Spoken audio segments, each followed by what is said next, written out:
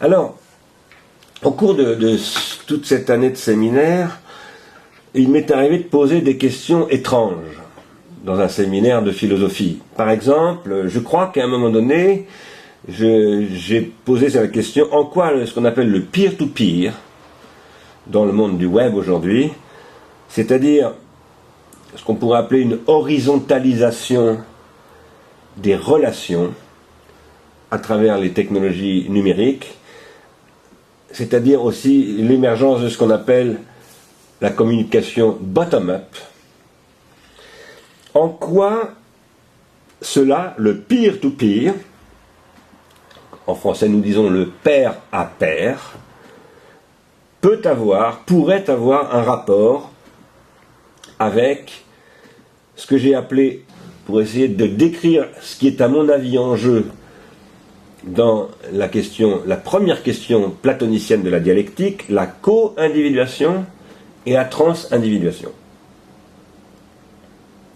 Dans la mesure où la dialectique platonicienne, c'est ce que j'ai essayé de démontrer pour ce qui concerne, je dirais, la période de Platon avant la République, parce qu'à partir de la République, ça change tout à fait à mon avis. Mais en tout cas, avant la République, la dialectique platonicienne, c'est une relation pair à pair, peer-to-peer. C'est ça la dialectique, c'est ce qui pose une relation peer-to-peer. Moi, j'ai essayé de montrer que cette relation peer-to-peer, elle est en fait rendue possible par, non pas simplement ce qui s'y produit et que Platon appelle l'anamnésis, mais par l'hypomnésis, c'est-à-dire par la rétention tertiaire littérale. En quoi une rétention tertiaire digitale, numérique, permettrait-elle de constituer une nouvelle forme de relation dialectique, dans ce sens-là, pair à pair, et capable de produire de l'anamnésis, c'est-à-dire des circuits absolument longs, infiniment longs, et qui permettrait de poursuivre le tracé de ces circuits, c'est-à-dire de continuer le processus de transindividuation dans le réseau numérique, dans les rétentions tertiaires numériques. C'est ça la question qui pour moi était en fait en jeu dans ce séminaire. Avec l'association Ars Industrialis, qui est le cadre institutionnel dans lequel nous faisons ce séminaire et cette école, nous soutenons que le web, ce qu'on appelle le web, est une technologie industrielle de rétention tertiaire, mais que c'est une technologie de milieu associé, qui crée un milieu associé, et nous soutenons que ce milieu associé, en tant qu'il est un milieu associé, est un milieu dialectique ou dialogique. Et que donc, en tant que nouveau milieu de rétention tertiaire, il permet d'espérer de nouveaux processus anamnésiques, dialogiques, dianoétique, c'est-à-dire véritatif. Je dis véritatif, c'est un mot qu'on emploie parfois en français, je ne sais pas si c'est usité en anglais ou en allemand, mais je sais que c'est utilisé par Heidegger, par exemple. Qu'est-ce que veut dire véritatif ici? Ça veut dire, pourquoi est-ce que j'emploie ce mot? J'emploie ce mot au sens où pour moi, l'anamnésis et l'aletheia, c'est la même chose. En réalité, ce qui est en jeu dans Ménon, avec la question de l'anamnésis, qui se présente pour la première fois, c'est la vérité. Et c'est une certaine conception de la vérité. Avec Ars Industrialis, nous soutenons que cette compréhension de la vérité comme anamnésis devrait être la véritable question de la déprolétarisation. Je veux dire par là que nous soutenons que, vous le savez bien, les rétentions tertiaires numériques sont en fait un âge industriel qui rend possible une déprolétarisation dans le monde industriel. Ce qui est évidemment une position extrêmement discutable. Beaucoup de gens ne sont pas d'accord avec nous, même si beaucoup de gens sont aussi d'accord avec nous. D'ailleurs, nous avons eu une séance la semaine dernière. Elle sera en ligne bientôt sur Ars Industrialis et je vous recommande de la regarder si elle vous intéresse, si cette question vous intéresse. Nous avons eu une séance de travail avec des économistes qui ne sont pas du tout des gens d'Ars Industrialis, mais qui sont très profondément d'accord, je crois, avec nous sur cette thèse que nous sommes maintenant confrontés à la question d'une époque industrielle de déprolétarisation. Alors ça constitue l'enjeu de ce que j'appelle une pharmacologie positive. Et d'ailleurs, la pharmacologie positive, ce sera aussi l'enjeu de la conférence que je donnerai au mois d'août sur l'avenir de l'université. Je pense que l'université de demain doit être capable de produire des énoncés de pharmacologie positive. Et que pour faire de la pharmacologie positive, il faut d'abord être capable de faire de la pharmacologie toxique, de la toxicologie du pharmacone.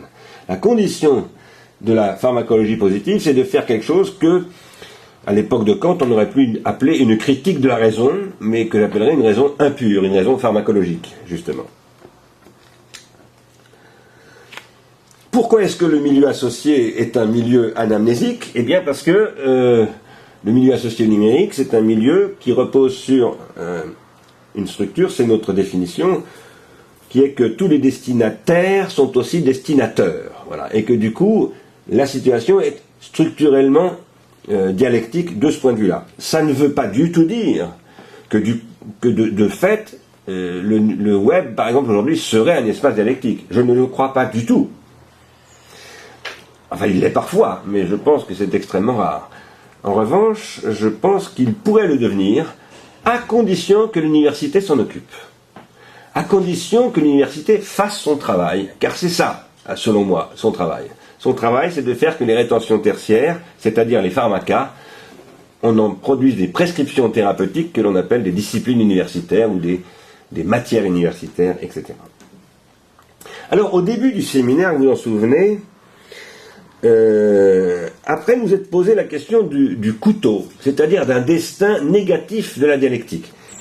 Lorsque j'ai parlé, en citant un dialogue de Platon, de la dialectique comme d'une boucherie, vous vous souvenez, c'était le premier séminaire, j'ai essayé d'indiquer comment Platon, à partir de Phèdre, à peu près, enfin même avant, à partir de la République, c'est dans la République d'ailleurs,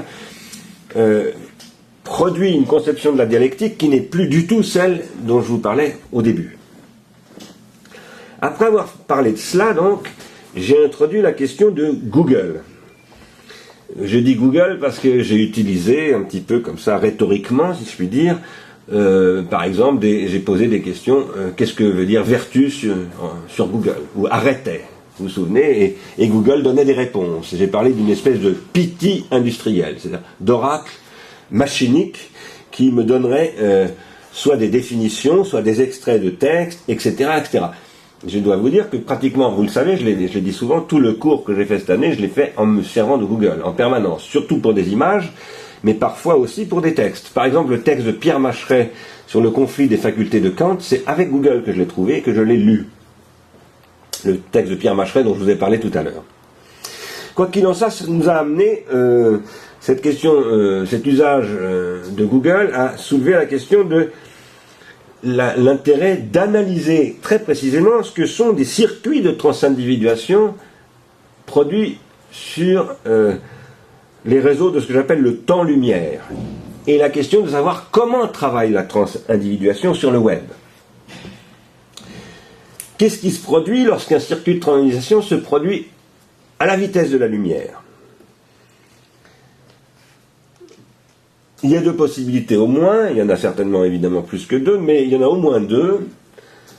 L'une qui est celle dont j'ai parlé dans le dernier séminaire d'ailleurs, c'est une généralisation, une extrémisation de la bêtise. Et vous vous souvenez, j'avais entamé comme ça très rapidement, en me référant à Gilles Deleuze, une petite interpellation polémique avec Avital Ronell, en me disant que moi, je crois comme Deleuze que la philosophie, c'est ce qui lutte contre la bêtise. Et que quand on dit comme Avital Ronell qu'on ne peut rien faire contre la bêtise, pour moi, il n'y a rien de pire que de dire cela. C'est pire que de la sophistique. Et par ailleurs, je pense que l'enjeu fondamental, précisément, de ce qui est en train de se produire en ce moment avec ce qu'on pourrait appeler la grande mutation dialogique en cours, celle qui est induite par le développement des réseaux numériques, c'est l'accroissement extrême de la bêtise. Mais évidemment, c'est une question pharmacologique, et donc, en tant que c'est une question pharmacologique, cette technologie numérique est aussi ce qui permet de lutter contre la bêtise, peut-être beaucoup plus que la technologie littérale et la technologie analogique, c'est-à-dire la technologie sur laquelle est fondée l'université depuis plus de 2000 ans, ou l'académie, disons, et de lutter, pardonnez-moi, et la pharmacologie analogique, qui est la pharmacologie des médias de masse, qui a dominé tout le XXe siècle. Ça, c'est mon hypothèse. Et je pense que le sens de ce séminaire, c'est d'essayer de travailler à cette hypothèse en reprenant d'abord la question de l'ontologie. Finalement, j'ai très peu parlé d'ontologie. Je n'en ai presque... Caro, excusez-moi une seconde. Caro, tu ne veux pas fermer les fenêtres parce qu'il y a du bruit dehors et ça me gêne. Excuse-moi. Je te remercie beaucoup. Je pense que c'est gênant pour eux. Nous avons très peu parlé d'ontologie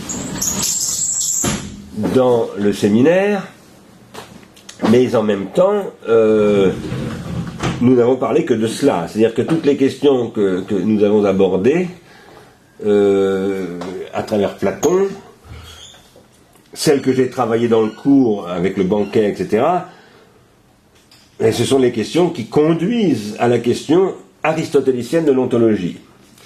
Et qui, à mon avis, commencent à trouver leur forme bien avant Aristote, précisément dans la définition que Platon va proposer de l'être, de ce que c'est que l'être ou l'essence ou l'idée dans la République. Ce qui est la base de la pensée de l'être et de l'ontologie, c'est l'idée ou l'aidos, tel qu'il est défini dans la République. Mais nous avons essayé de travailler avant la République, c'est-à-dire dans un âge de la pensée grecque, de la pensée platonicienne, qui n'est pas encore dogmatique, qui est pré-ontologique et dont j'ai soutenu beaucoup dans le cours qu'il est encore pour une partie profondément ancré dans le monde tragique. Et là j'ai soutenu dans le cours que la question ti esti, ce n'est pas une question d'ontologie. C'est une question de mystagogie, finalement. Puisqu'on ne peut pas répondre à cette question envoie toujours un mystère, jusqu'à la République en tout cas. C'est ce que je crois. Alors, si je vous parle d'ontologie en me référant aux technologies numériques, c'est parce qu'actuellement, et d'ailleurs en Allemagne, quand nous étions en Allemagne avec Arne de Bauer et Erich Hörl, nous avions aussi un ami chinois qui étudie à Londres, qui s'appelle Yu Hui, qui est informaticien et philosophe, et qui travaille sur les ontologies dans le domaine du web, dans ce qu'on appelle la web philosophie ou la web science. Et aujourd'hui, dans le monde du web, la question des ontologies est une question extrêmement importante. Il va y avoir une conférence mondiale sur le web au mois d'avril, à laquelle je vais d'ailleurs participer, en France, à Lyon, qui va parler de cette question des ontologies. Je veux dire par là que toutes les grandes questions qui viennent d'Aristote, et avant lui de Platon, et qui se poursuivent jusqu'à Husserl et même au-delà, même Heidegger, puisque Yu Hui, par exemple, travaille en informatique avec Heidegger, sont en train de se rejouer aujourd'hui dans le domaine des rétentions tertiaires numériques. Et ça, c'est quelque chose d'extrêmement important, et c'est ça l'horizon, en fait, pour moi, de ce séminaire. Alors, pour terminer sur cette question du numérique, et après je vais revenir beaucoup plus à la philosophie, à Platon,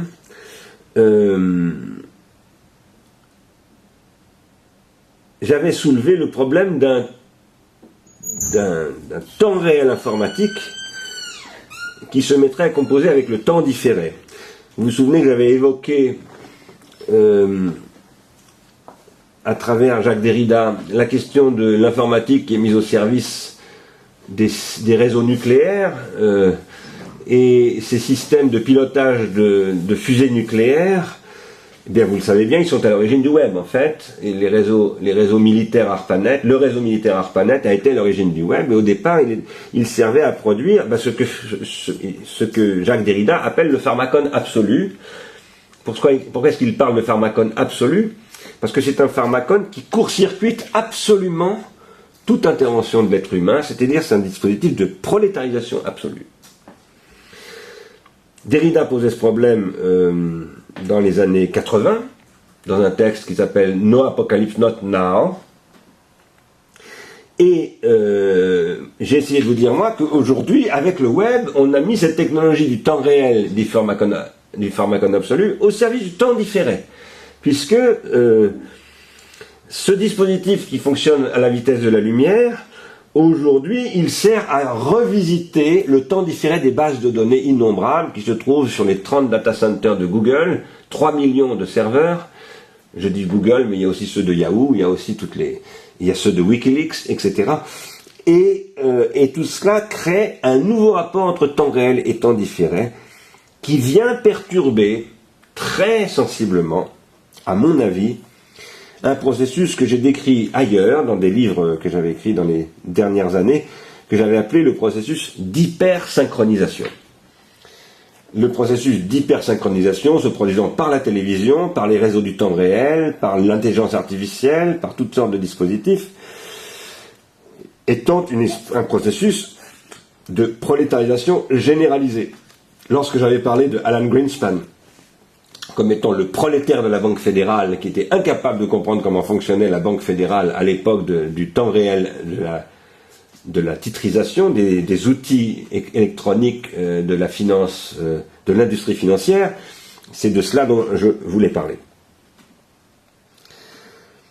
Dans ce contexte-là, apparaît, avec les réseaux de temps différé capables de circuler à la vitesse de la lumière et donc de scanner, par exemple, des bases de données à la vitesse de la lumière, donc en temps réel, quasi immédiatement, vous vous souvenez, j'avais fait quelques requêtes où on voyait qu'il fallait 0,6 secondes à Google pour m'apporter la réponse, par exemple, sur une question, ça c'est quasiment du temps réel.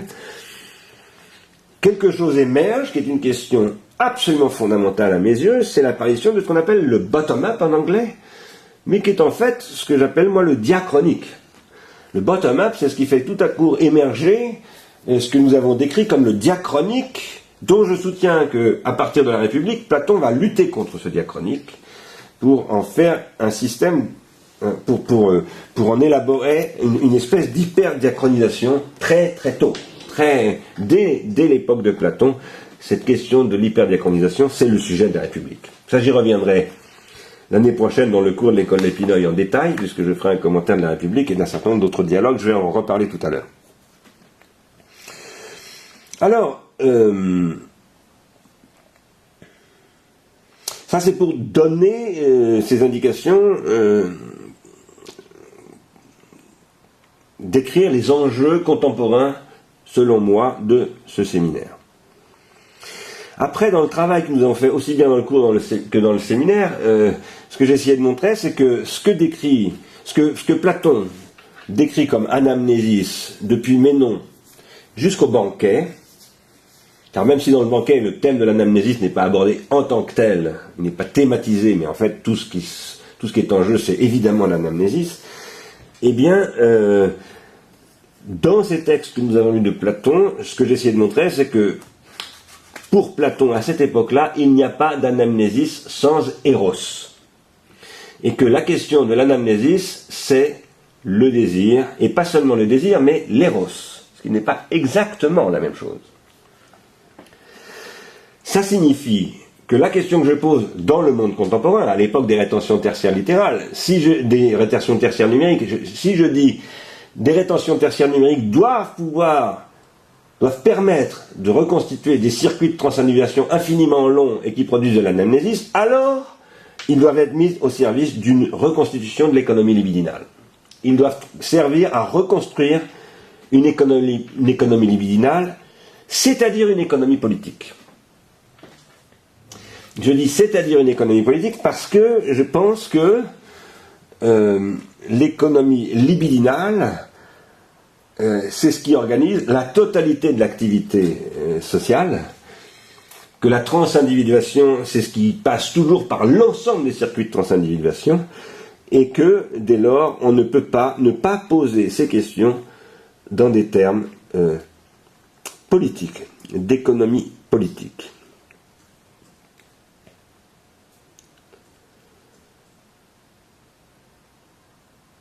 Alors, cette question de l'éros, qui serait la condition de l'anamnésis, c'est ce que dit le banquet, c'est le cœur du banquet de dire cela, c'est donc Platon qui le dit, ça n'est pas moi, mais ma thèse, vous le savez, on en a parlé plusieurs fois, c'est que Platon va évacuer cette question, après le banquet. Et y compris dans Phèdre, parce que dans Phèdre, on pourrait penser que non, ça revient, oui ça revient, mais ça revient d'une manière telle qu'à mon avis, c'est déjà une évacuation. Alors je ne vais pas développer ça pour aujourd'hui, je n'ai pas le temps, j'essaierai de le démontrer l'année prochaine, mais en tout cas, pour moi, Platon, c'est un être qui a hésité sur cette question, qui est allé très loin dans cette question, et qui à un moment donné a reculé. Il a reculé d'une manière décisive. Quand je dis qu'elle est décisive, c'est que c'est dans ce recul qu'il a fondé ce que l'on appelle, avec Heidegger, mais depuis déjà Kant, la métaphysique. La métaphysique en tant qu'elle repose sur des oppositions. Et s'il est très important d'analyser cela, et alors là, tout à fait dans le style de Derrida et de Heidegger d'ailleurs, de déconstruire ce qui s'est produit là, c'est parce que notre époque, selon moi, c'est ce qui a concrétisé ce geste platonicien. Quand je parle d'une société hyper synchronisée et hyper prolétarisée, eh bien, je veux dire qu'en fait, la République de Platon, nous l'avons réalisée.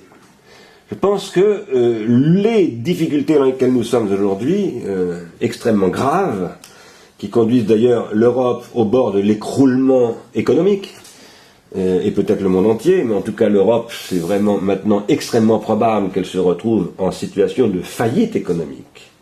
En Angleterre, en Italie, en France, en Espagne bien sûr, etc. C'est quelque chose d'extrêmement probable, malheureusement. C'est lié directement à ces questions, pour moi.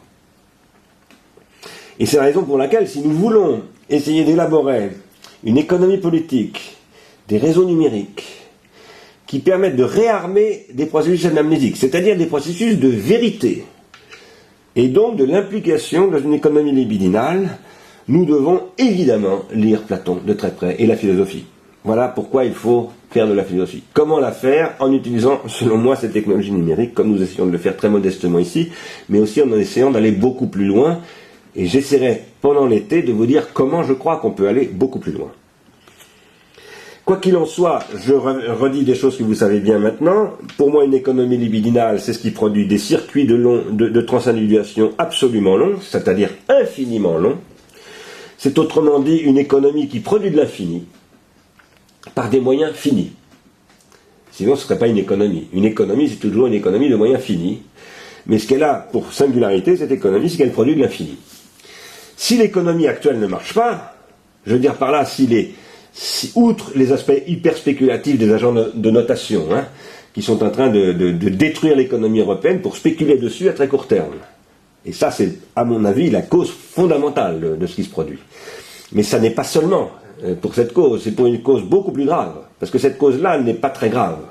On pourrait mettre des interdictions, etc. Et à partir de là, limiter cette spéculation, remettre en question les agents de notation. Il suffirait que tout simplement le FMI, sans M. Strauss-Kahn, les organismes comme l'OMC, etc., décident de modifier tout cela, et que le système qui est par exemple une réunion à Washington, comme celle de Bretton Woods, et que l'on décide de modifier totalement le système monétaire international. C'est tout à fait possible.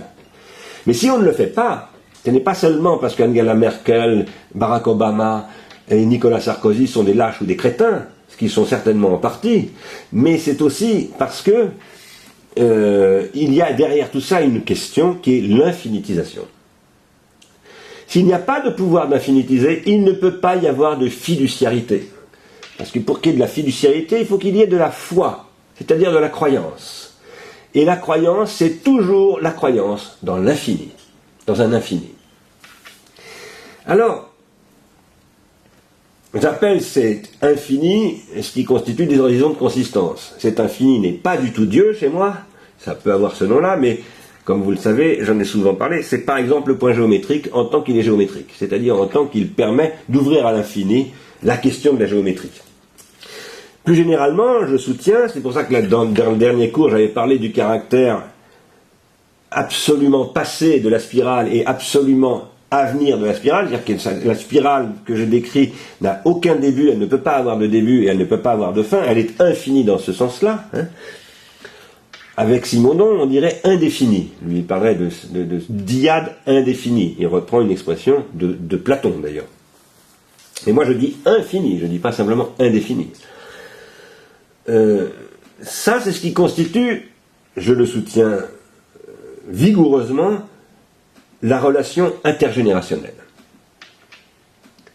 L'intergénérationnel, c'est ce qui est inscrit, dès qu'on inscrit une relation dans l'intergénérationnel, dès qu'il y a une différence de génération, il y a la question de comment a été engendré celui qui est plus vieux que celui qui est plus jeune. Et il y a la question du fait que lui aussi a été engendré, que donc il a été jeune, et il y a la régression à l'infini, comme on l'appelle, qui fait qu'on est obligé de poser à un moment donné que oui, mais à un moment donné, il y a eu un commencement. Un commencement, il doit y avoir un inengendré. Il doit y avoir un inengendré, et on ne peut pas arrêter cet inengendré. C'est la question de la théologie rationnelle de Kant. On ne peut pas trouver un terme à cet inengendré, et à partir de là, eh bien, on est dans une infinitisation du temps absolument indépassable. On ne peut pas ne pas infinitiser le temps. Ce n'est pas possible. Autrement dit, on ne peut pas ne pas, je vais appeler ça d'un terme husserlien, ne pas omnitemporaliser le temps. C'est-à-dire projeter quelque chose au-delà et en deçà du temps.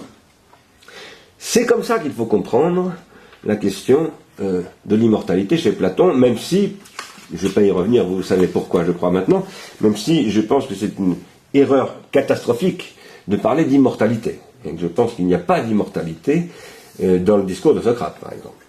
Mais en revanche, s'il y a cette référence chez Socrate lui-même à cette immortalité, puisqu'il emploie lui-même le mot, bien entendu, athanata, athanaton, il emploie ce mot, eh bien, c'est parce qu'il y a cette question de l'infinitisation des générations. Alors, je considère que ce que j'appelais l'anamnésis tout à l'heure, c'est aussi ce que l'on appelle parfois la deep attention. Je crois que j'ai essayé d'ouvrir une discussion avec une universitaire américaine que vous connaissez peut-être, qui s'appelle Catherine Hales. J'ai essayé d'ouvrir une discussion avec elle sur ce qu'elle appelle la deep attention. Et je considère que ce qu'elle appelle la deep attention, c'est toujours ce qui est articulé sur des circuits infinis de ce type-là. Et donc la question de Google et du numérique que j'essaye de poser, c'est est-ce qu'il est possible de produire avec ces dispositifs-là de la deep attention? Je soutiens que oui, et je soutiens que ces processus hypomnésiques, rendus possibles par exemple par Google, par les réseaux sociaux, par toutes ces technologies numériques, ce sont des processus qu'il ne faut pas du tout analyser comme l'intelligence artificielle, à savoir comme des choses qui se substituent à nous, mais ce sont des processus d'assistance hypomnésique, qui nous aident, qui sont des assistances, des instruments hypomnésiques qui nous permettent de nous agencer beaucoup plus fortement et beaucoup plus rapidement et avec beaucoup plus de gens avec lesquels on peut créer des circuits très longs, et je ne dis pas infiniment longs là, ou absolument longs, je dis très longs, c'est pas la même chose, ces gens-là eux-mêmes ont des cerveaux, sont des cerveaux, ces cerveaux sont eux-mêmes des circuits, dans les cerveaux il y a des circuits synaptiques, ces cerveaux, en tant ils appartiennent à des corps, qui sont des corps désirants, eh bien ils peuvent faire corps organologiquement à travers ces réseaux. Et ça, c'est ce qui permet l'infinitisation. Mon discours, là, consiste à dire que ce qui constitue l'infinitisation, c'est la mise en rapport de corps entre eux par l'intermédiaire de pharmacas, d'artefacts. Que c'est ça qui constitue le désir, et que la théorie du fétiche chez Freud, en fait, c'est là qu'elle est importante. C'est que sans fétiche, il n'y a pas de désir, et qu'en réalité, toutes ces rétentions tertiaires dont je vous parle, ce sont des modalités du fétiche ou de ce que j'appelais la dernière fois l'objet transitionnel, qui est lui-même un type très spécial de fétiche. Le premier fétiche. Le fétiche initial à travers lequel la construction de l'appareil psychique devient possible.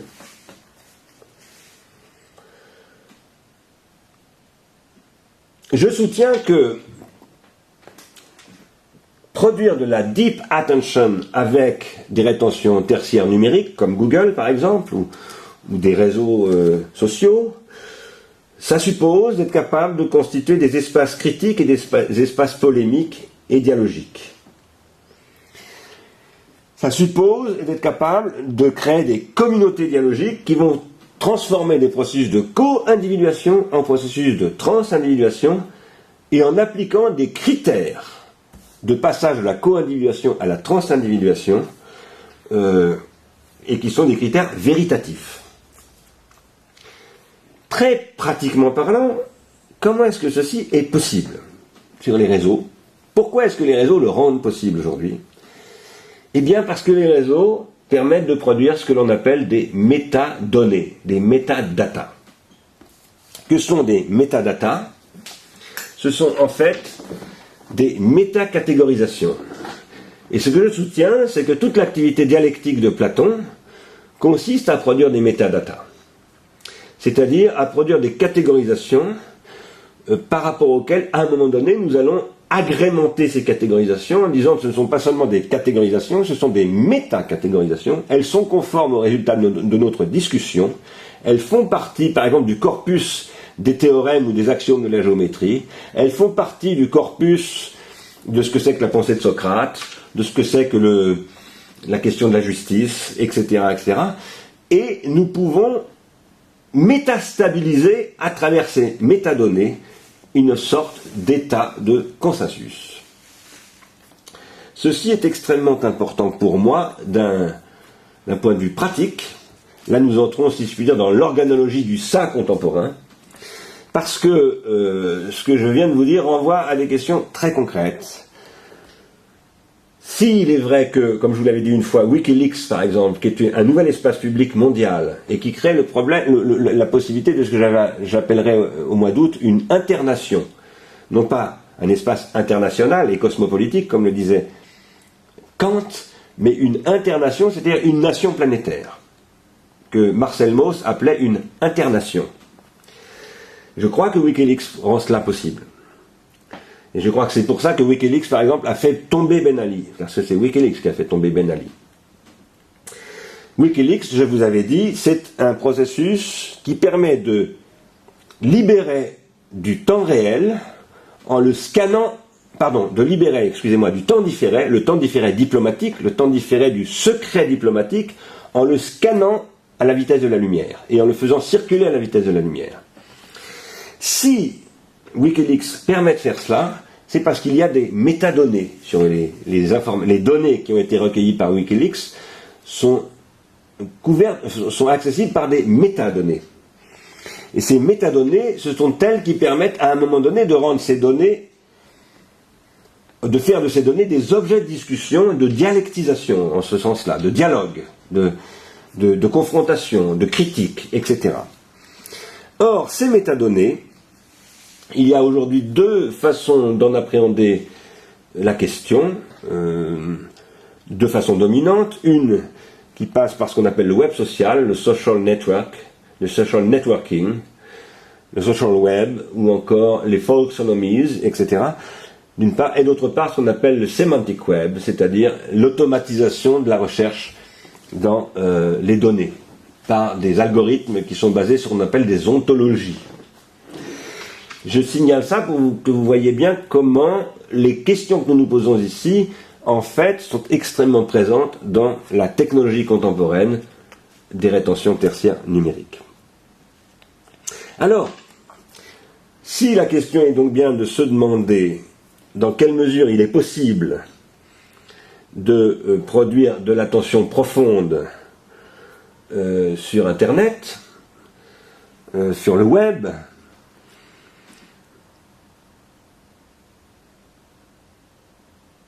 il s'agit de mettre en œuvre ce que j'appelle des formes attentionnelles, des nouvelles formes attentionnelles qui ne sont pas des formes attentionnelles littérales. Je soutiens depuis le début de ce séminaire que la rétention tertiaire littérale a permis de constituer une forme attentionnelle qu'on appelle le logos, qui est donc un type d'attention et d'intention aussi. J'ai essayé de montrer que l'anamnésique de Platon, c'est une forme attentionnelle démonique, mais que c'est une forme attentionnelle démonique du logos, et que ce logos est un logos qui est constitué par le daimon de Socrate, où il y a de la revenance, etc. La question de savoir si l'anamnésis est possible aujourd'hui avec le numérique, c'est la question de savoir si des formes de revenance de ce type-là sont possibles avec le numérique et dans quelles conditions. Alors, qu'est-ce que c'est que ces formes de revenance? Eh bien, c'est ce qui permet, j'avais posé cela dans l'avant-dernière séance, je crois, d'aller pondre à la source de ce torrent qu'est le défaut d'origine. J'avais soutenu que une anamnèse, ça n'est pas seulement ce qui permet comme un poisson volant, par exemple, de sortir du milieu logique pour considérer ce milieu logique en tant que tel et puis de replonger ensuite dans ce milieu logique. Ça, c'est la première métaphore que j'avais utilisée du poisson volant, mais c'est aussi comme le saumon remonter à la source d'un torrent. Il est évident que une technologie comme celle de Google, et plus généralement les technologies numériques, permettent d'assister la remontée vers les sources. Puisque finalement, ça nous donne accès à des sources. Wikileaks, Google ou tant d'autres choses, ça nous donne accès à des sources. Cette remontée à la source, elle se fait aujourd'hui en temps-lumière, elle permet de faire des remontées en temps-lumière, mais et en quoi ce temps-lumière nous permet-il d'espérer que l'on peut remonter au sens où j'en parlais dans ce séminaire. Alors qu'est-ce que veut dire remonter? À quoi faut-il pouvoir remonter et qu'est-ce qu'il faut pouvoir peut-être démonter pour pouvoir remonter d'ailleurs? Eh bien, il faut pouvoir remonter à des protensions secondaires que j'ai appelées des diaboles et dont je vous ai dit à plusieurs reprises qu'elles ont été refoulées. La remontée à la source, c'est la lutte contre un processus de refoulement, un processus de refoulement qui peut être organisé de manière industrielle et qui peut devenir du coup extrêmement régressif et conduire à ce que je décrivais tout à l'heure comme la bêtise.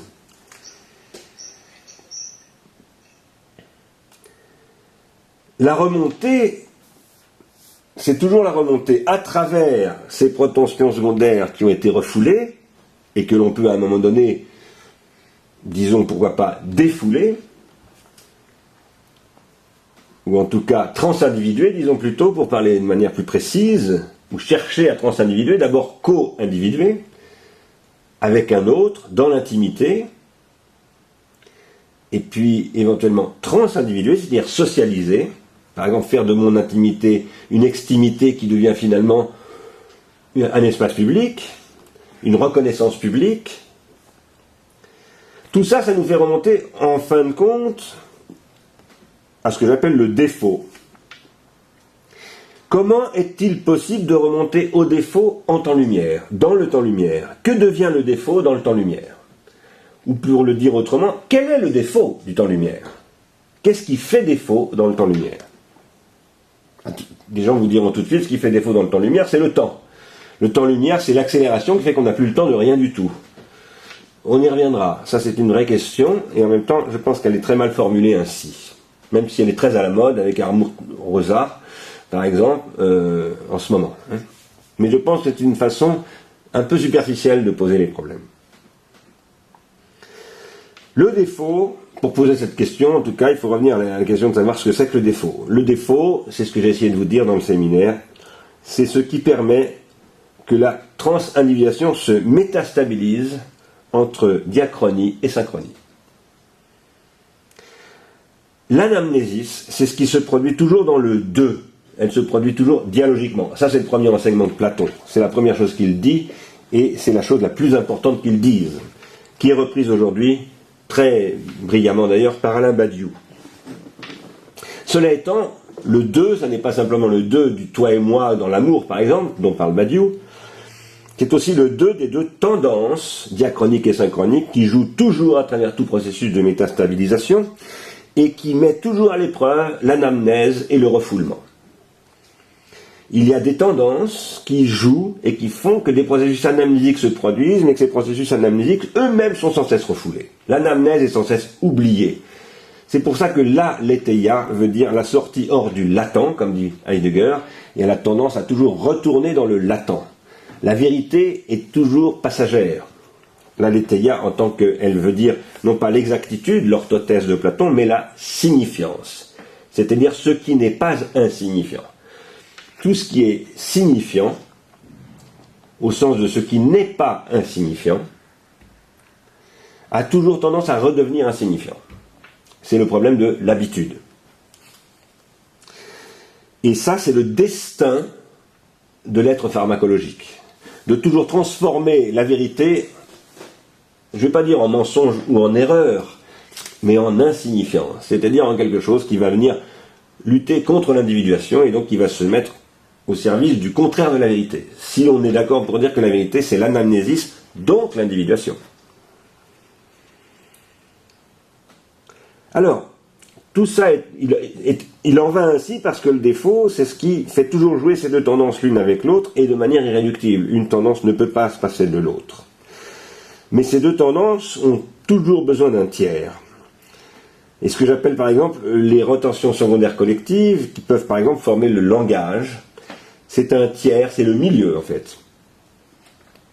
Et ce langage, à l'époque des Grecs, il est, à l'époque où se pose la question de l'anamnèse, il est dans un processus de grammatisation. Et toute l'analyse que nous avons faite, que j'ai essayé de vous proposer aussi bien dans le cours que dans le séminaire, de ce qui se joue à ce moment-là, c'est évidemment basé sur l'idée, c'est fondé sur l'idée que le langage est en cours de transformation à travers un processus de grammatisation dont le numérique est la continuité. Et c'est évidemment cela sur quoi je vais insister aujourd'hui. Le numérique, c'est la poursuite de ce processus de grammatisation, avec des spécificités évidemment tout à fait inédites pour l'époque de Platon, mais en même temps c'est le même processus. Alors je vous avais dit que la politeia, pour moi, c'est ce qui constitue une nouvelle régulation relationnelle, un nouveau contrôle social des individus, qui les uns par rapport aux autres, ont désormais dans la politeia des droits et des devoirs explicités. La grammatisation, c'est ce qui rend possible un processus d'explicitation. Autrement dit, de publication, un rendu public. Et je vous avais dit aussi, et je l'ai surtout développé dans le cours, que cette explicitation ne détruit pas du tout la complicité ou la complicitation, le complicite, ce que j'ai appelé comme ça, le complicite, mais bien au contraire, le renforce en le faisant travailler autrement et d'une manière tragique. Et ça donne ce que j'avais repris à David Murray et à Dodds, la question de ce qu'ils appellent le conglomérat irrité. J'avais soutenu par ailleurs que la grammatisation littérale de l'individuation psychique et collective permet une textualisation des lois qui n'est pas simplement la textualisation des lois juridiques, mais de toutes les lois géométriques par exemple, et de tout ce qui va se poser en tant que loi, c'est-à-dire en tant que règle de la vérité. Parce qu'en fait, nous allons en prendre l'habitude dans notre société de dire qu'une règle de la vérité, c'est une loi de la physique, une loi de la biologie, pourquoi pas une loi de l'art, même si Kant dit il n'y a pas de loi de l'art, mais il y a des gens qui disent mais si, il y en a. Bon, ça c'est une vaste question dont je ne voudrais pas parler aujourd'hui. Quoi qu'il en soit, tout ça m'avait amené à vous dire que c'est le résultat de la constitution par la rétention tertiaire littérale d'un nouveau fond pré-individuel. Que le fond pré-individuel, qui est la base de toute individuation, est radicalement transformé par la littéralisation, la tertiarisation des rétentions secondaires collectives. Et que c'est ça, évidemment, l'enjeu de la grammatisation. c'est ça qui rend possible la constitution de l'anamnésis et donc de la letheia. Et c'est ça qui nous arrive en ce moment même, à nouveau. Je vais y revenir tout à l'heure, parce que la grammatisation numérique, c'est une nouvelle façon d'explicitation, une nouvelle façon d'expliciter dans d'autres domaines, dans le langage, mais dans toutes sortes d'autres domaines que le langage. Quoi qu'il en soit, j'avais ajouté donc ce qui fait qu'il y a de l'individuation, autrement dit une dynamique dans l'individuation, c'est qu'il y a des protensions refoulées qui sont elles-mêmes contenues par des rétentions secondaires collectives refoulées, et que quand elles sont, ces rétentions secondaires refoulées, soignées et transindividuées de manière anamnésique, elles nourrissent des horizons de consistance. Ce que je veux dire par là, c'est que une anamnèse, vous le savez, je l'ai dit, c'est pour moi en fait le défoulement d'une rétention ou d'une protension refoulée. Et en fait, c'est quelque chose qui, c'est effectivement une réminiscence au sens strict, quelque chose qui revient, qui avait été refoulé et qui se projette, lorsque c'est une anamnèse évidemment dialectique, selon les canons de Platon, c'est-à-dire tel qu'il définit l'anamnèse en tant que vérité, qui vont permettre de projeter des horizons de consistance, c'est-à-dire des horizons d'idéalité. Alors j'avais soutenu que les protensions secondaires collectives, ou pas d'ailleurs, psychiques aussi, il y en a de deux types, vous vous souvenez, j'avais dit qu'il y en a qui sont des stéréotypes et d'autres qui sont des traumatypes. Un enjeu fondamental de la politique contemporaine, de la nouvelle chose publique qui se produit aujourd'hui avec le numérique, avec les nouveaux dispositifs de publication en temps-lumière qui sont liés au numérique, est de savoir comment ne pas refouler les traumatypes qui s'y produisent et comment produire avec ces traumatypes de la transindividuation.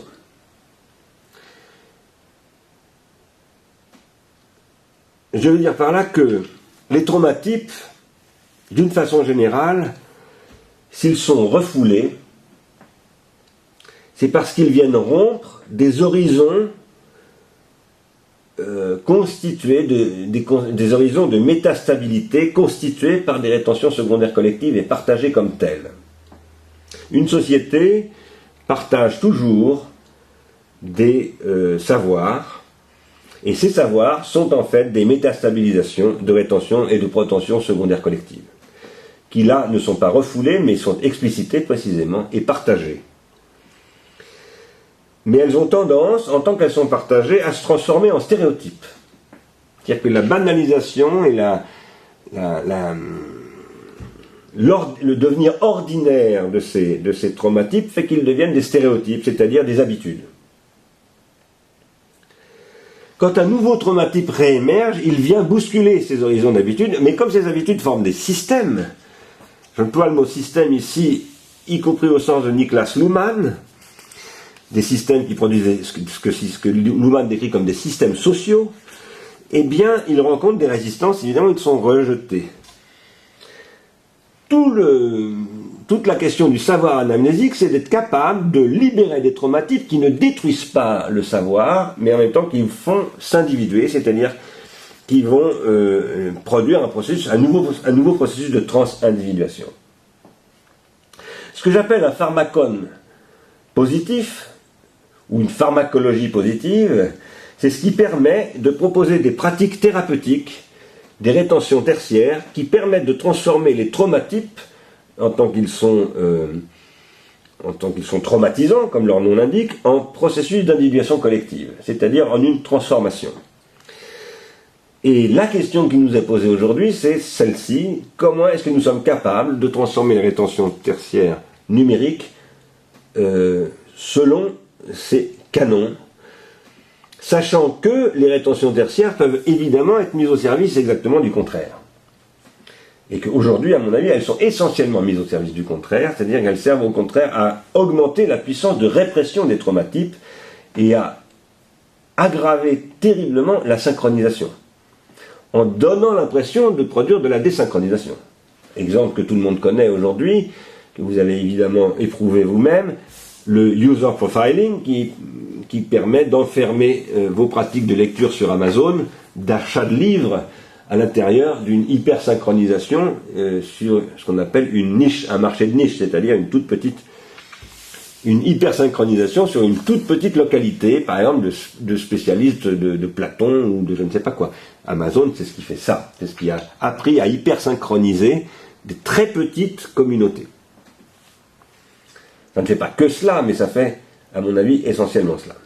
Alors, si nous voulons tenter de répondre à ces enjeux, j'avais essayé de vous dire que il faut comprendre que le diachronique et le synchronique, ce sont des forces centrifuges et centripètes, et que c'est pour cette raison qu'il faut se représenter les processus d'individuation sous les formes de spirales. Une spirale, c'est une figure à la fois centrifuge et centripète.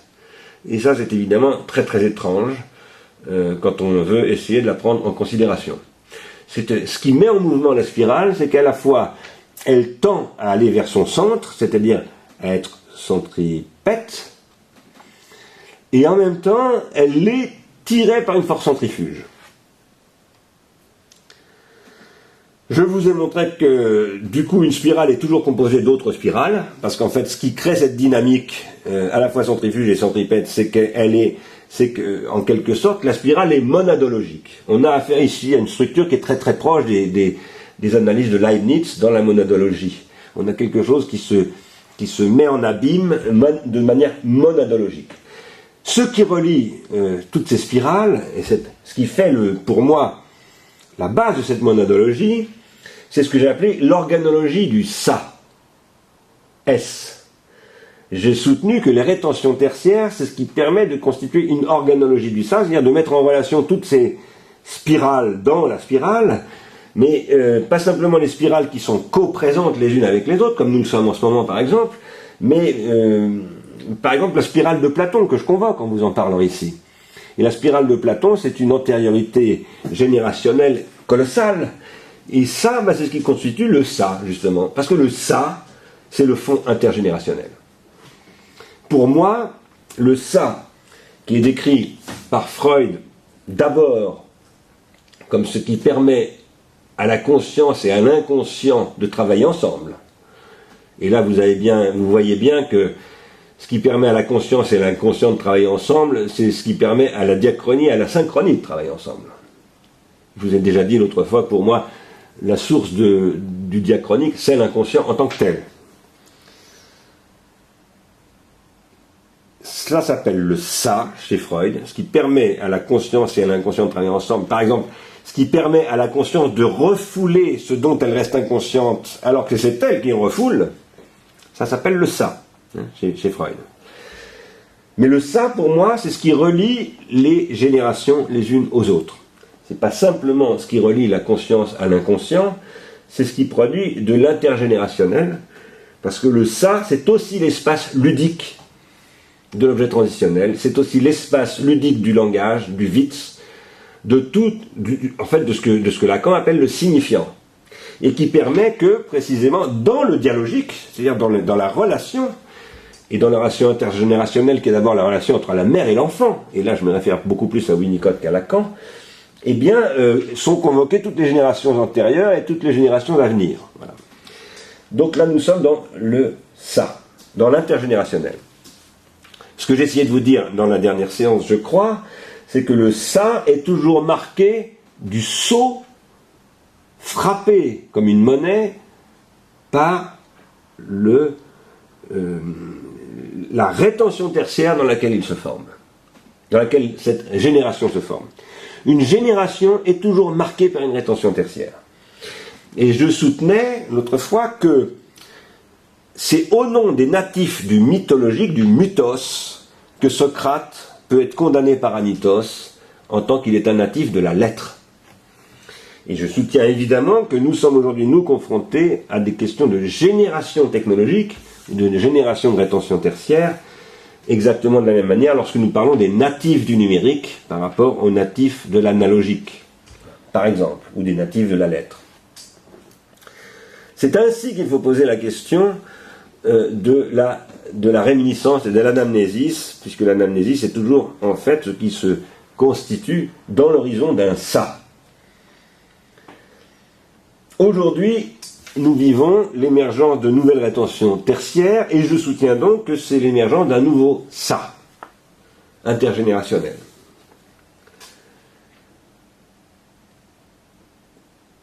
En quoi peut consister ce nouveau ça? Et ce nouveau ça ne peut-il pas être tout au contraire d'un nouveau ça, ne peut-il pas être la destruction du ça, la pure et simple destruction du ça? C'est une hypothèse que j'ai un peu envisagée sous une autre forme dans un livre qui s'appelle Prendre soin, lorsque j'ai soutenu que la télévision est d'une certaine façon, en tout cas dans certaines circonstances, une machine à court-circuiter le ça. Et où là, ce que l'on court-circuite, ça n'est plus du tout simplement la conscience et l'anamnèse au sens platonicien, mais c'est véritablement la possibilité même de construire un appareil psychique. Derrière cette question s'en pose une autre, fondamentale, pour laquelle je n'ai pas de réponse toute faite, qui est la question de savoir si le désir est destructible. Beaucoup de psychanalystes le contestent, et moi je l'affirme. J'affirme que le désir est éminemment destructible, et que c'est une extrême illusion que de croire que le désir est indestructible. Mais beaucoup de gens posent le contraire. Beaucoup de lacaniens, beaucoup de deleuziens soutiennent que le désir est absolument indestructible. Je considère pour ma part qu'ils font une très grave confusion entre le désir et la pulsion.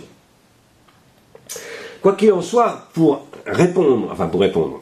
faire face à ces questions qui sont terriblement difficiles,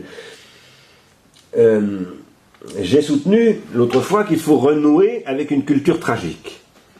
J'ai soutenu que s'il faut faire une critique de Platon, c'est parce que Platon nous a coupé du tragique. Il en vient, il a élaboré toutes ces grandes questions fondamentales et magnifiques comme celle de l'anamnèse depuis le tragique, mais ensuite il nous en a coupé. En coupant lui-même d'ailleurs le cordon ombilical qui le reliait à Socrate. Je pense qu'il faut réactiver une question de ce que j'appelle le complicite, l'implicite, l'explicite, mais aussi le duplicite, que ça c'est la question du pharmakon, et je crois que c'est aussi la question de Nietzsche, et la question de la Bildung dont il parle, comme étant la question de l'effroi. Ma fille, Barbara Stiegler, a écrit un très bon texte que je vous recommande de lire.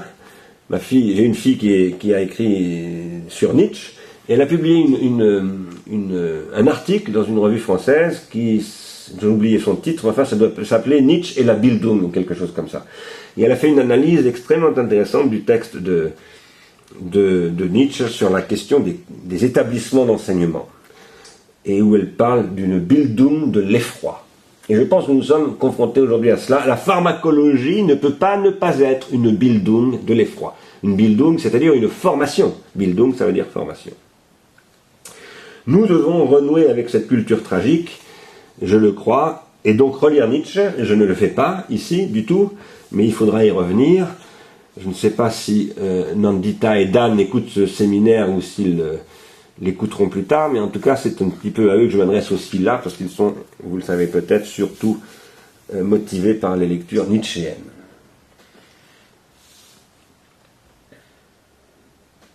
Alors, j'avais soutenu que, pour approfondir un petit peu ce qui s'est passé entre le Nietzsche tragique et le Nietzsche qui est sorti du tragique, que j'appelle, pardon, pas le Nietzsche, excusez-moi, le Platon tragique, et le Platon que j'appelle métaphysique, c'est-à-dire le Platon que je combats, j'avais soutenu que... Alors d'abord, les processus de refoulement dont je vous parlais tout à l'heure ne sont pas des processus de refoulement moraux, mais ce sont des processus de refoulement épistémiques. Ça, c'est extrêmement important. Je le redis, c'est fondamental. Le refoulement ne doit pas être simplement pensé au nom de la question morale, c'est-à-dire au nom de la culpabilité. Parce qu'en fait, chez Freud, c'est toujours au bout du compte à la culpabilité que ceci nous renvoie. Et pour moi, ça n'est pas du tout satisfaisant, cette approche. Quoi qu'il en soit, je parle de culpabilité ici et de refoulement parce que parce que Platon va engendrer un refoulement moral. C'est précisément ce dont Nietzsche va l'accuser. Nietzsche va accuser Socrate, en l'occurrence, plutôt que Platon d'ailleurs, d'introduire la morale dans le champ philosophique. Et je crois qu'il se trompe complètement. Je pense que c'est Platon qui introduit cela et Platon prépare, je l'avais déjà dit, ainsi l'avènement du monothéisme, c'est-à-dire d'une façon de poser le problème de la rétention tertiaire dans le style de l'unité des prétentions à travers Dieu et de la question éthique qui vient du judaïsme et qui ensuite va être, à travers Platon, va devenir le monothéisme chrétien. Quoi qu'il en soit, je vous avais dit que le processus d'individuation collective grecque, qui est donc constitué par la rétention tertiaire, a connu deux temps, je vous le disais tout à l'heure, celui des nomothètes, c'est-à-dire ceux qui produisent de l'explicitation, mais qui ne refoulent pas le traumatype, qui le traitent, qui le soignent pharmacologiquement, mais sans le refouler. Et puis, un processus ensuite, qui est le processus de la métaphysique de Platon, qui là est un processus d'explication et non pas d'explicitation. Je pense que ce qui se produit avec la République de Platon, c'est un passage de l'explicitation à l'explication. Et cette explication a pour but d'éliminer purement et simplement le traumatypique, c'est-à-dire le diachronique. L'année prochaine, dans le cours, j'essaierai de montrer, et aussi dans ce séminaire, j'essaierai de montrer que, à partir de la République et de Phèdre, là où les éléments se mettent en place généraux, va se produire ensuite un tournant extrêmement précis, en particulier dans deux dialogues, qui sont d'une part Théétète et d'autre part le sophiste. Et je voudrais citer Théétète pour vous dire vers où je compte aller l'année prochaine. Dans Théétète, à la référence 191C, 191E, il faut que je coupe ça, excusez-moi, je dois couper mon téléphone parce que sinon il va produire des parasites. Dans Théétète, donc, Socrate demande à Théétète, je le cite, « Est-il possible que ce que auparavant on ne sait pas, on en soit instruit par la suite ? Est-il possible que ce qu'on ne savait pas jusqu'à maintenant, on puisse l'apprendre ?» Tiens, j'ai un problème avec mon ordinateur, Caro.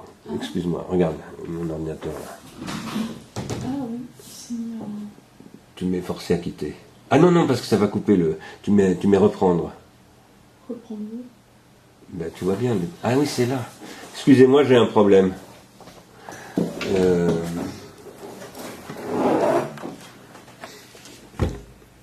Parce que sinon, ça va couper si on quitte, je crois. Je crains.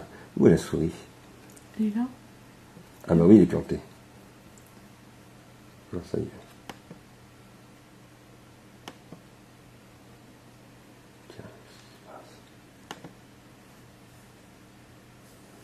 Je vais te le mettre là, comme ça. Vous entendez bien ? Il n'y a pas de problème ? Oui, parce qu'on a un petit problème technique, mais apparemment ça... Bon, d'accord. Donc, question de Socrate à Théétète. Est-il possible que ce qu'auparavant on ne sait pas, on en soit instruit par la suite ? Réponse de Théétète. C'est possible, assurément. Socrate. Et après cela, est-il possible de s'instruire d'autres choses et d'autres choses encore ? Théétète. Et pourquoi pas ? Etc. Ce que je vais vous dire, bon, il faudra lire ce dialogue précisément, c'est que dans Théétète, la position que Socrate avait prise dans Ménon est absolument renversée. Et à partir de ce dialogue, Platon va poser que l'âme peut apprendre quelque chose qu'elle ne sait pas. Et ça, c'est une contradiction radicale avec la position de l'anamnésis. Et c'est extrêmement grave, parce que c'est ce qui va conduire, par ailleurs, dans le sophiste, Platon à dire que le plus petit discours, c'est la proposition, et qu'autrement dit, on peut considérer une proposition comme un discours suffisant pour que la vérité s'y exprime. L'énoncé, le cadre de la vérité va devenir la proposition. Et je pense que là, il va se passer quelque chose de tout à fait essentiel, qui va introduire ce qu'on va appeler ensuite la relation sujet-prédicat. Le sujet est cela, A est X, etc., ou X est A, donc c'est la forme traditionnelle de la relation logique, et je pense que là est perdu ce que j'appelle depuis le début de ce séminaire le dialogique, c'est-à-dire Bakhtin aussi. Le dialogique tel qu'il ne se réduit pas à Platon, mais qu'il passe par la littérature, par tout le fond pré-individuel, et je crois qu'ici quelque chose se joue d'essentiel. Alors, avec cette transformation, eh bien, il se joue aussi une transformation quant à la compréhension qu'on va avoir de toutes les formes de relations, parce qu'en finalement, c'est la relation qui n'est plus pensée du tout de la même manière. Je vous avais dit dans le dernier séminaire que le processus d'individuation grecque produit l'amitié, ce que j'ai appelé l'amitié dialogique, une certaine compréhension de l'amitié, l'amour comme expérience de l'idéalisation dans le savoir et dans le désir de savoir, c'est-à-dire la philosophie, et la citoyenneté comme un certain type de philia, qui est aussi régie précisément par l'impératif de la vérité. Je pense que tout cela est mis en cause dès les changements qui se jouent dans Platon, pour moi, mais en revanche, je pense que c'est ce qui est mis en question aujourd'hui, de nos jours, d'une manière absolument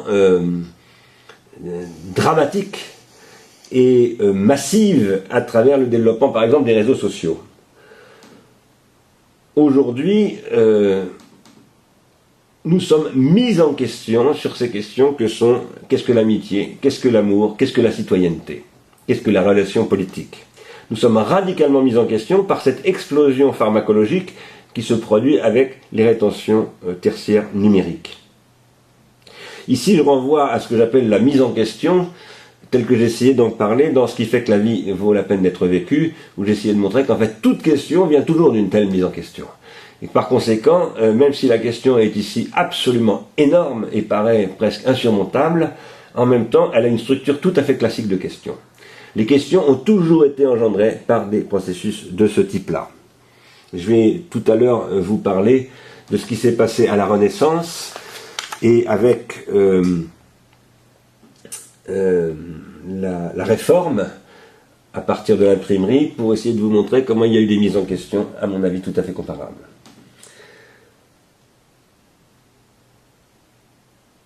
Alors,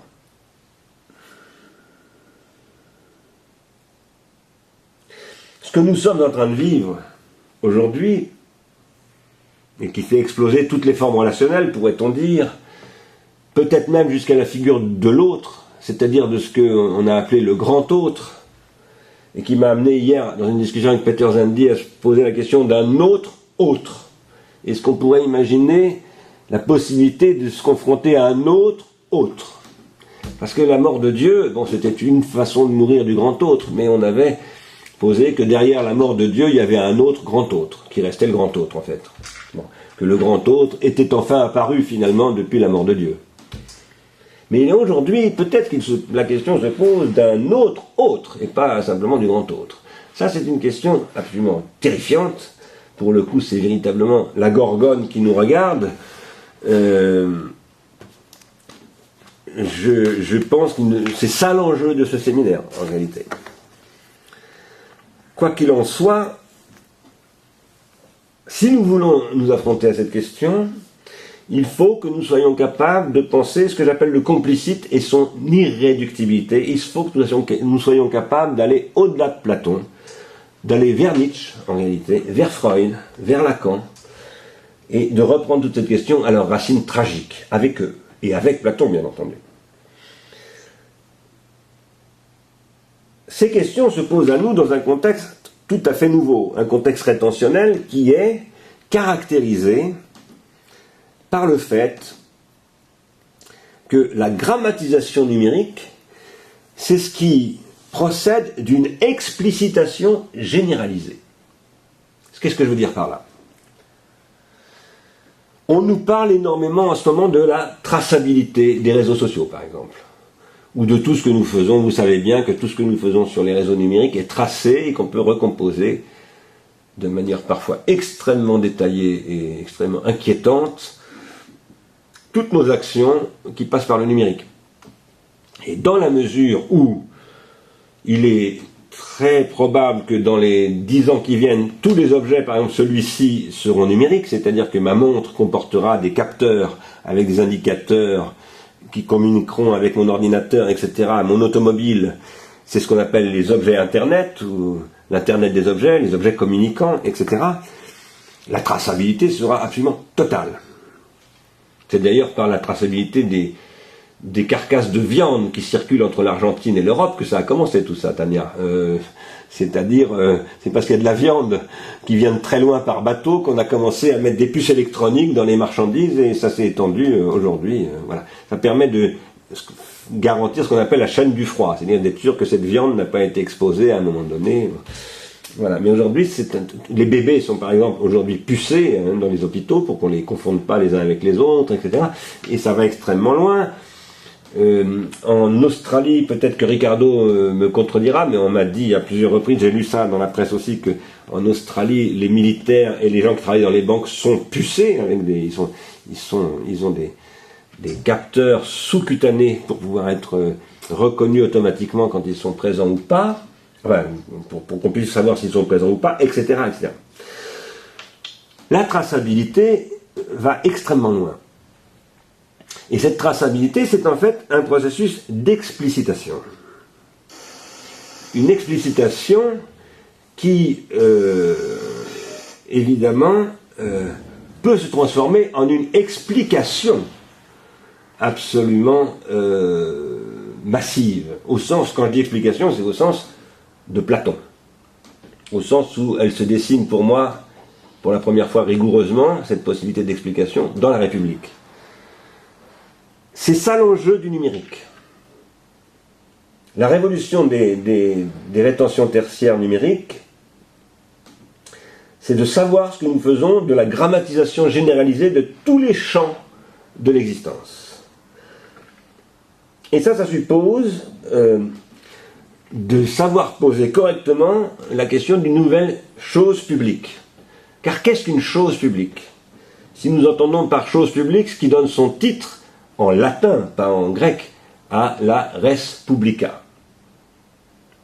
La chose publique, c'est-à-dire la politeia,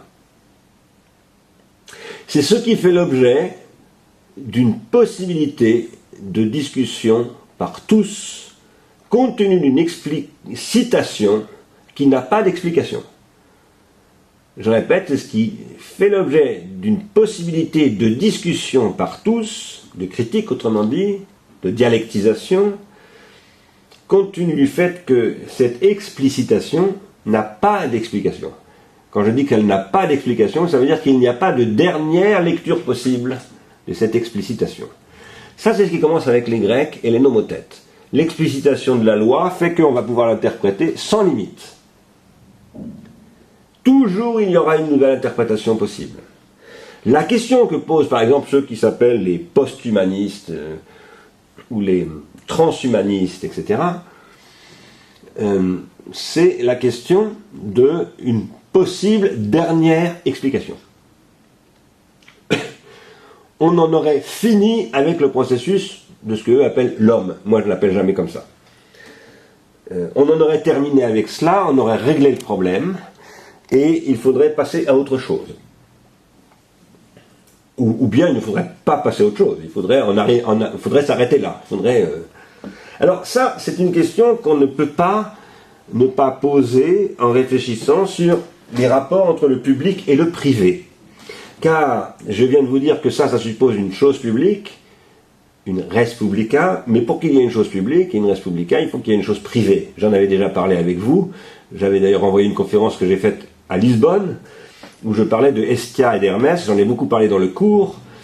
Il n'y a pas de publicité sans Hermès, et l'espace public, c'est, chez les Grecs, c'est l'espace d'Hermès, la circulation d'Hermès, mais Hermès ne fonctionne pas sans Hestia.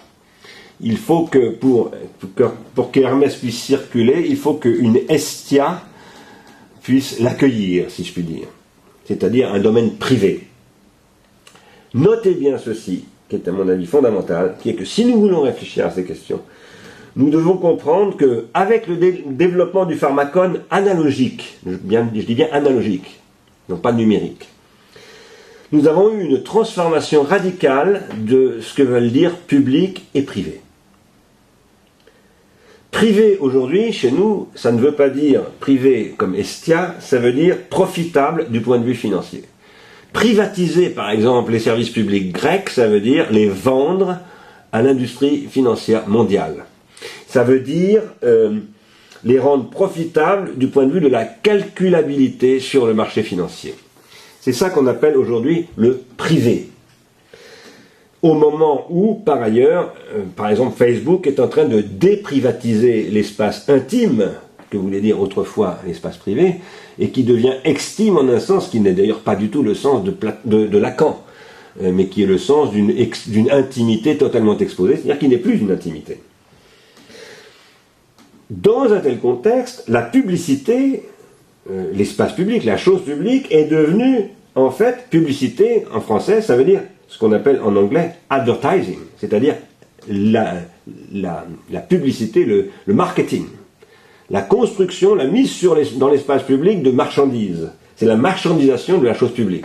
La chose publique, c'est devenu la chose à vendre du supermarché.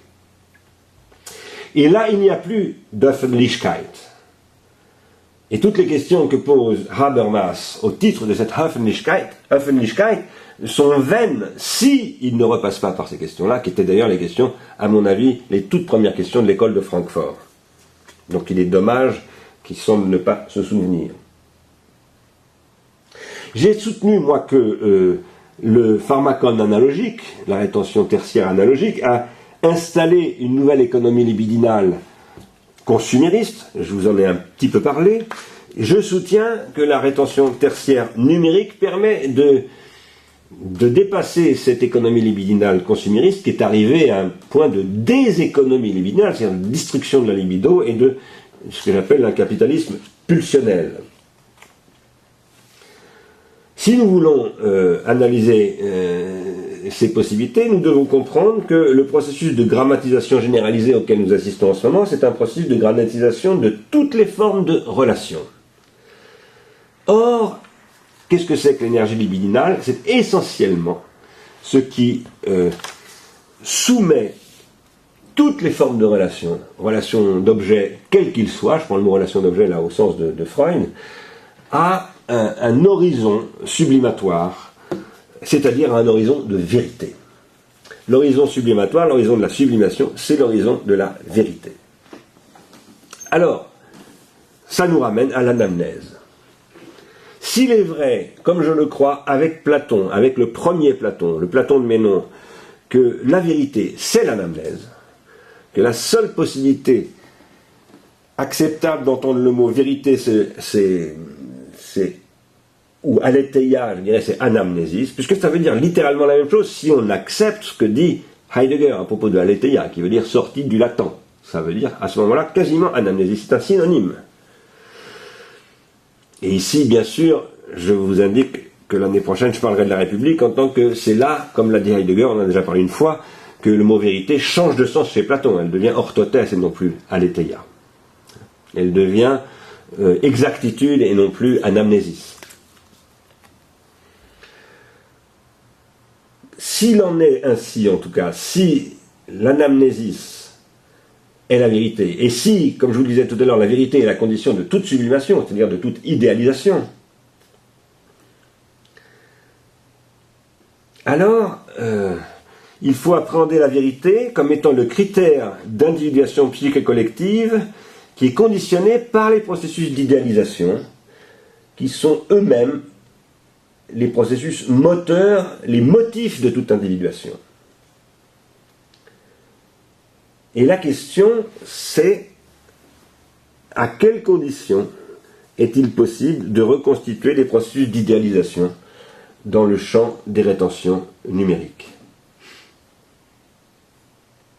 À quelles conditions ce que j'appelle le nouveau milieu dialogique est-il capable de produire de l'idéalisation?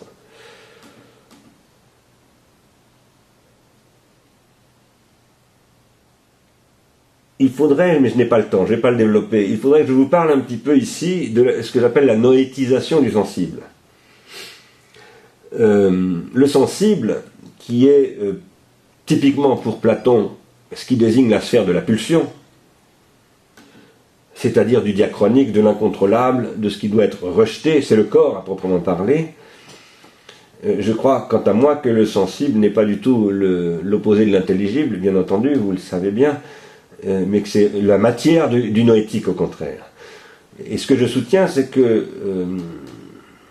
depuis un siècle au moins, il y a eu une dénoétisation du sensible, une insensibilisation, je passe ici par Walter Benjamin, à partir du moment où la grammatisation analogique a rendu possible ce que j'ai appelé un tournant machinique de la sensibilité, qui a fait que le corps sensible s'est désensibilisé, s'est désinstrumenté, et s'est prolétarisé. En réalité. Il y a eu une prolétarisation de la sensibilité.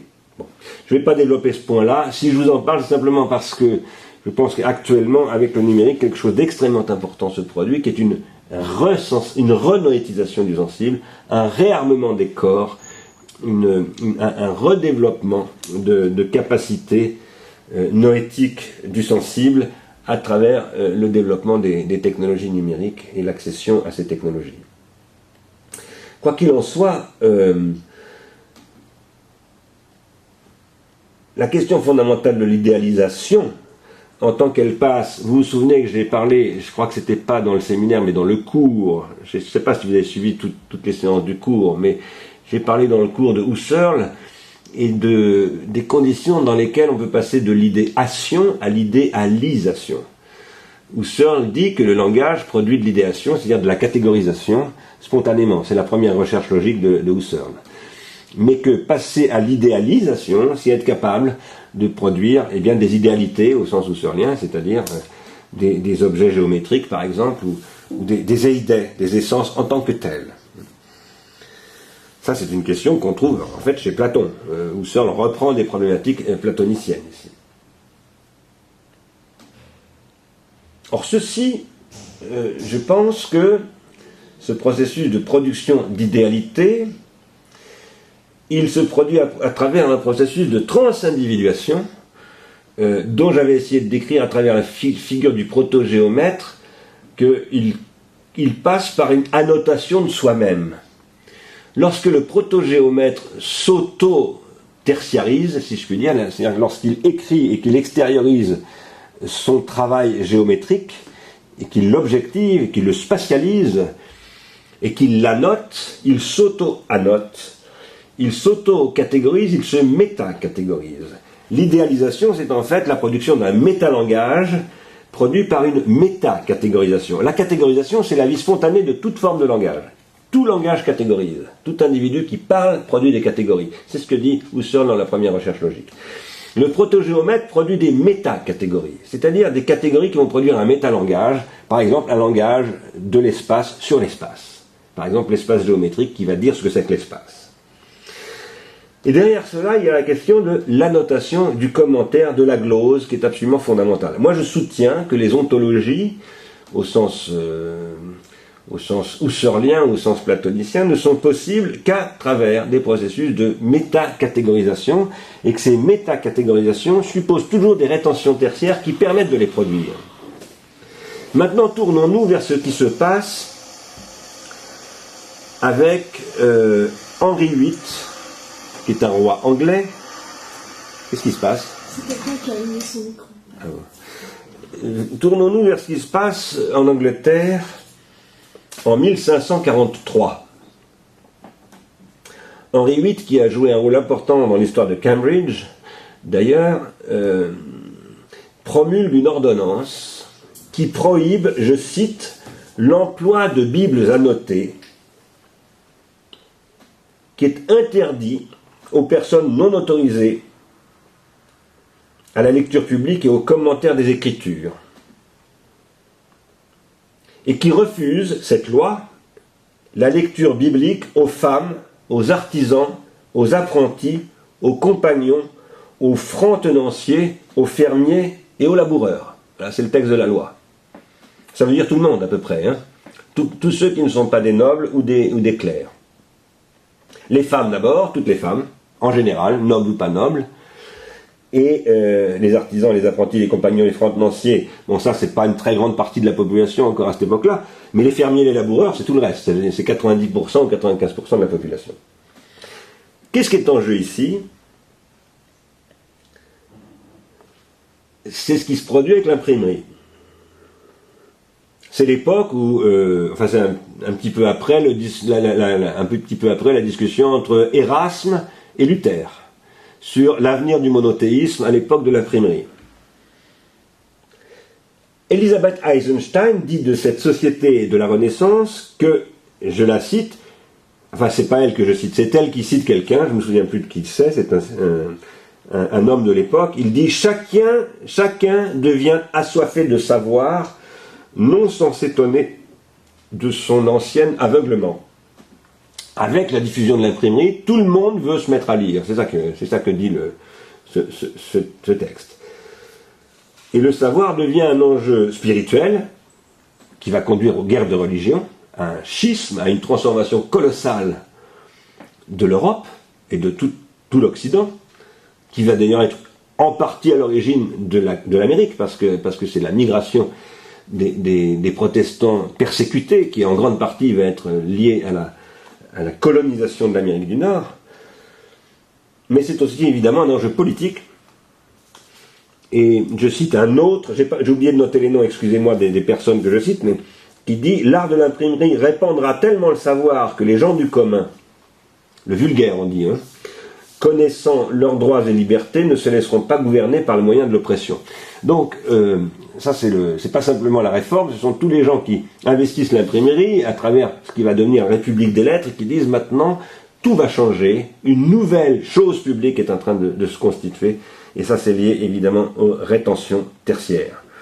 Alors, j'aurais pu vous en parler très longuement de ce point, parce que j'ai plein de citations, mais je vois que l'heure tourne et je voudrais avancer et aller vers la conclusion. Je voudrais revenir un tout petit peu ici vers ce qu'on appelle le web. Je ne sais pas quel est votre niveau de connaissance des technologies de ce qu'on appelle le web. Le web, c'est quelque chose qui rend possible un mouvement de vulgarisation, et j'emploie ce mot ici de manière positive, c'est-à-dire que le vulgaire, au sens où, à l'époque de Luther, le vulgaire, ça voulait dire ce que nous sommes tous, ça voulait dire le commun.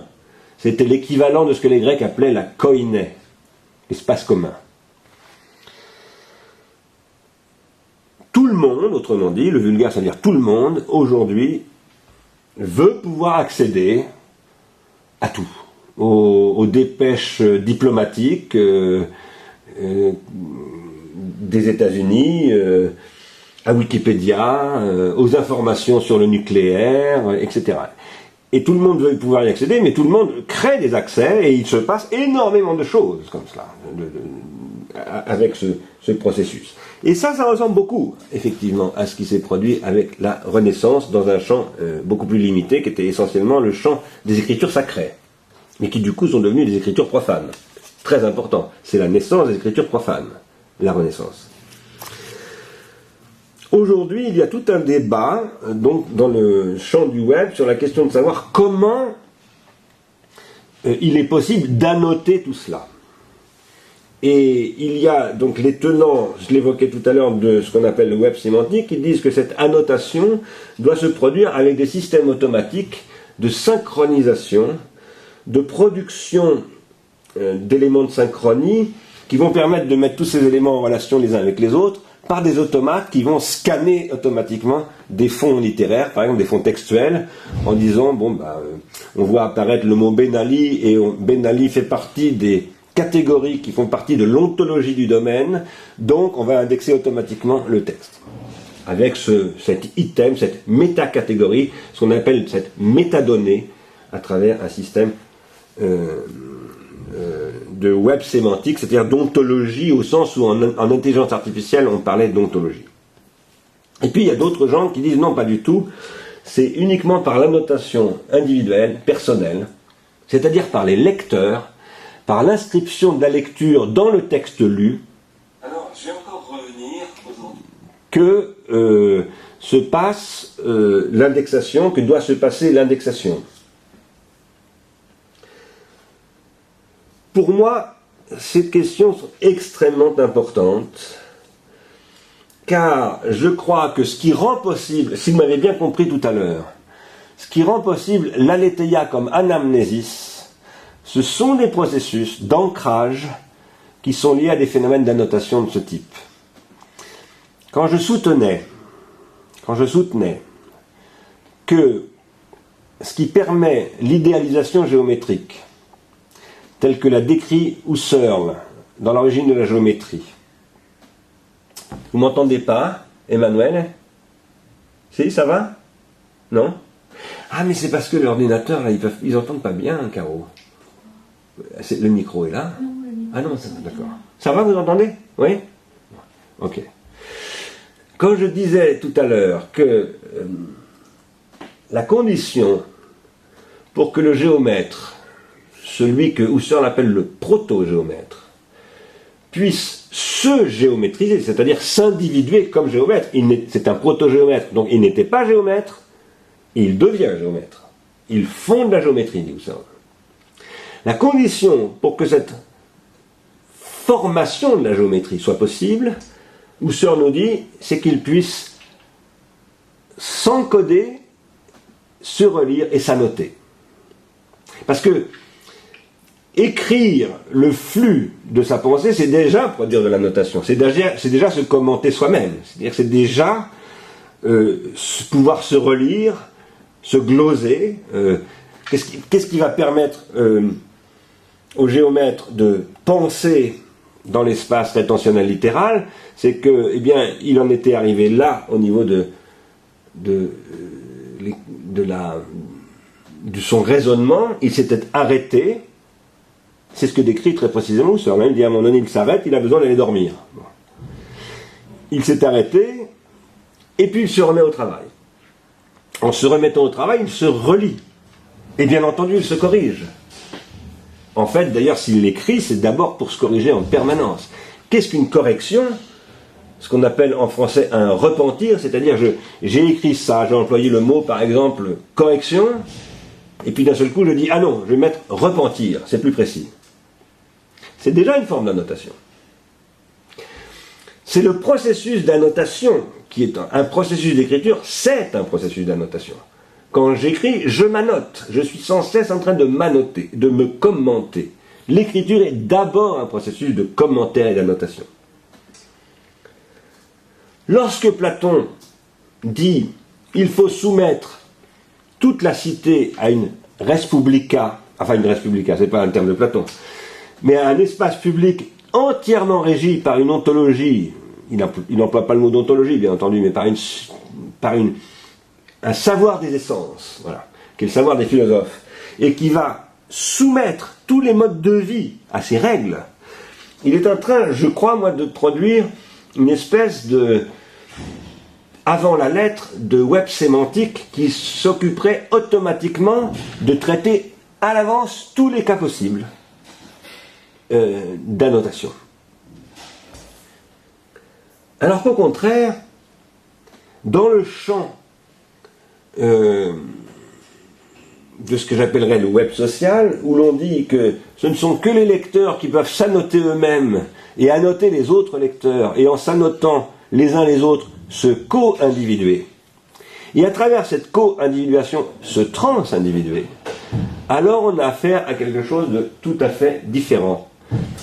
À savoir que, attendez, excusez-moi une seconde, faut que je dise à ce monsieur que nous sommes là. Nous sommes encore là. Hein. Non, non, je vous en prie.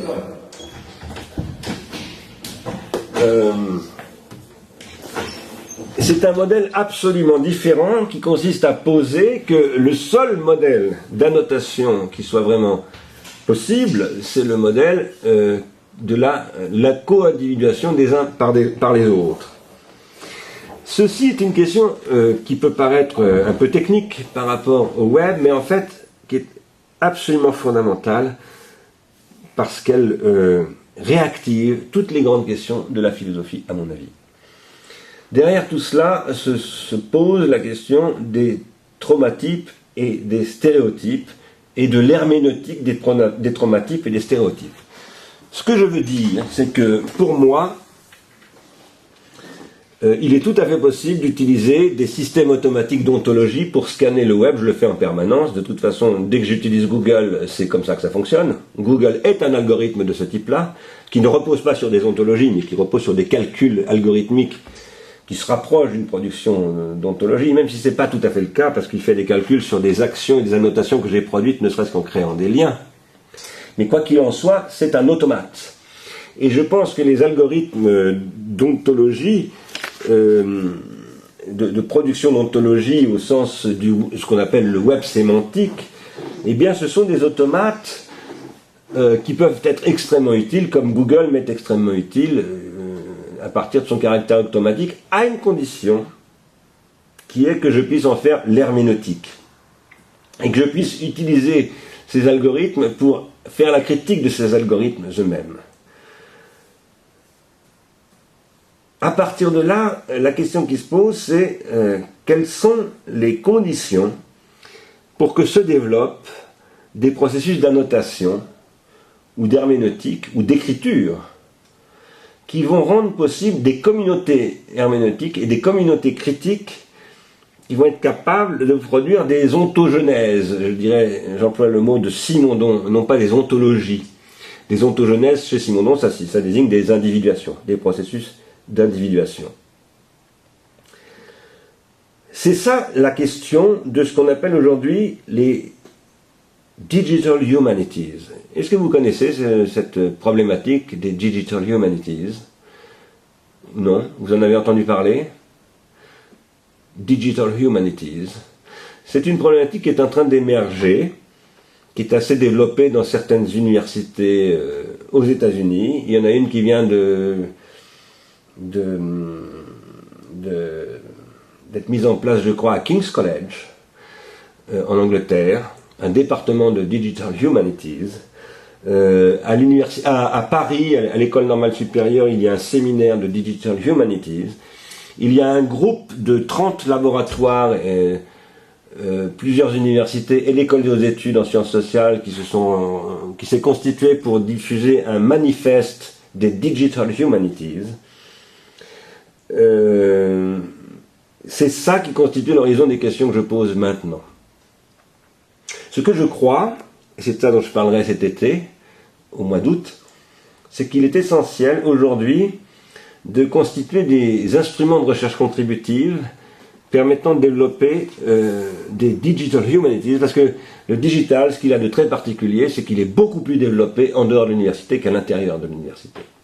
Et c'est une situation tout à fait comparable à ce qui se passait à l'université de Bologne, à Cambridge ou à Oxford, au moment où l'imprimerie se développait.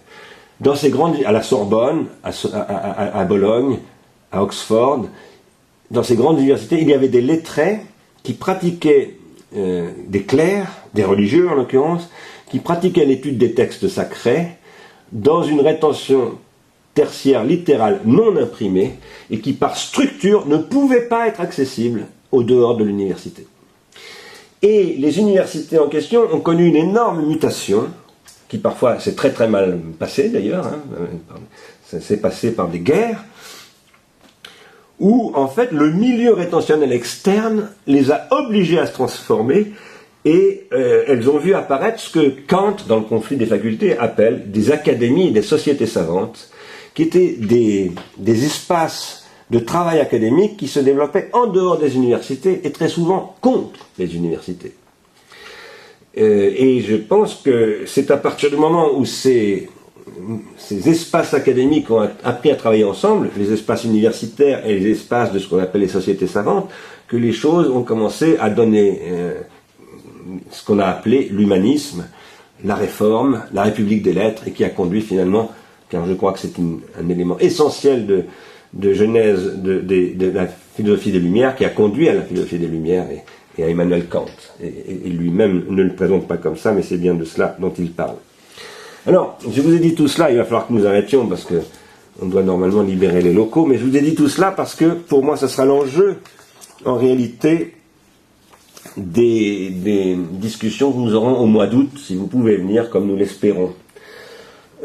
Si d'ailleurs je tenais à ce que nous travaillions sur Bakhtin et sur le dialogisme de Bakhtin, c'est parce qu'il se situe dans cette époque et il fait du dialogique un corpus comme ça vulgaire qui circule autour des clercs, des religieux, des universités, qui est extrêmement précieux pour nous pour revisiter la question du dialogique, non pas simplement avec Platon, mais avec une question qui est la littérature, la langue, ce que j'appelais les protensions refoulées, les rétentions refoulées, etc., puisque Rabelais est un déchaînement, en fait, de tout cela, et c'est évidemment ça qui est en jeu. Nous lirons donc l'année prochaine, si vous êtes là, et si vous n'êtes pas là non plus, ces dialogues que sont La République, Phèdre, le sophiste et Théétète, pour essayer d'analyser comment Platon, à un moment donné, a complètement refermé la possibilité de penser le diachronique, l'a complètement bouclé, et nous le ferons peut-être en nous acheminant à travers roman Jacobson et peut-être Bakhtin vers Nietzsche.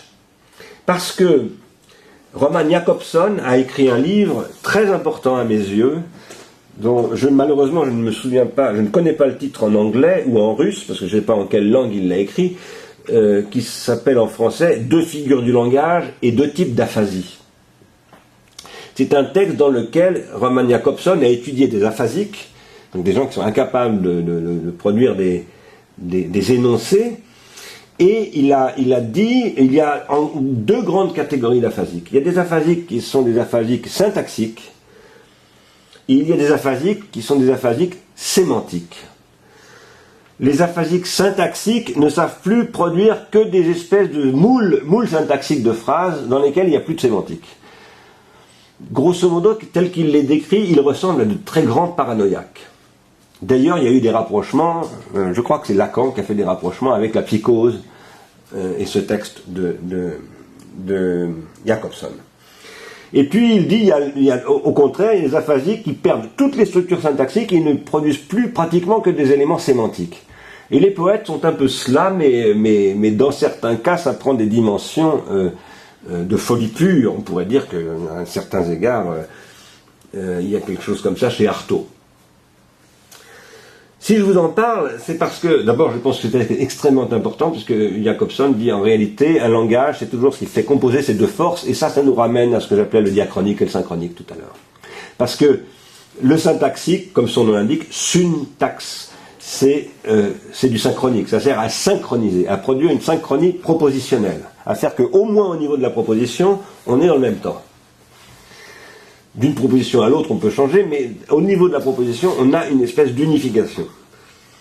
Et de ce point de vue-là, c'est évidemment très important de lire ce texte, mais d'autre part, outre que chez Nietzsche, comme vous le savez, on pourrait, d'abord que la question de la métaphore chez Nietzsche est très importante, et d'autre part, il y a les figures d'Apollon et Dionysos, on pourrait dire qu'Apollon est syntaxique et que Dionysos est sémantique. Peut-être que des Nietzschéens contesteraient cela, mais ça me paraît assez évident. Mais surtout, et c'est pour ça que je voulais vous le dire et je m'arrête là-dessus, je pense que la République est un tournant syntaxique de la philosophie. Je pense que Platon, jusqu'à la République, est dans la sémantique, fondamentalement. Il est essentiellement tourné vers ce qu'on pourrait appeler la matière du contenu, la matière sémantique de la vertu, par exemple, et qu'à partir de la République, mais ça va surtout se développer avec Théétète et le sophiste, il va au contraire tout réduire à la structure propositionnelle, et à la proposition, il va la penser essentiellement comme une syntaxe. Et à partir de là, il va préparer tout un destin de la philosophie qu'on appelle la métaphysique, à partir de ce moment, qui en réalité va être à l'origine de la cybernétique. Parce que la cybernétique, c'est une syntaxisation totale du champ symbolique. Et cette syntaxisation totale, elle est extrêmement paradoxale si on y pense. Si on se dit, si on est d'accord pour dire avec moi que Platon en est à l'origine, eh bien, à quoi est-ce qu'elle aboutit? À développer un pharmacone absolu. Le pharmacone absolu dont je vous ai parlé, il est cybernétique. Et donc, ça signifie que c'est Platon qui engendre exactement ce qu'il voulait empêcher, à savoir un pharmacone absolument efficient, qui court-circuite totalement toute activité de l'esprit. Voilà, je vais m'arrêter là. Merci beaucoup d'avoir été aussi patient pour cette séance.